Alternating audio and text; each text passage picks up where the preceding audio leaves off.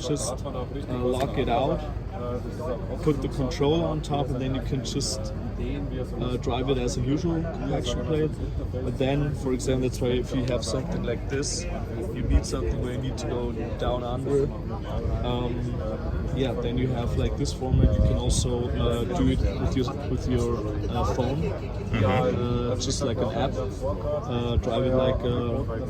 And he's got a remote control over here, right? Control, yeah, this remote control can also be your smartphone or whatever. It's all line of sight, though, correct?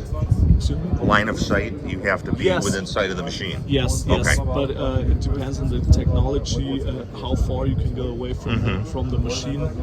And yeah, we have some features already in there, like lane assist, and of course the future, or the let's say the best thing in the future will be like this is totally remote. You know what I mean? So this is like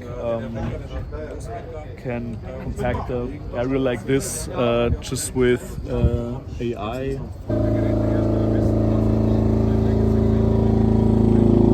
Any direction. Any direction we want to go.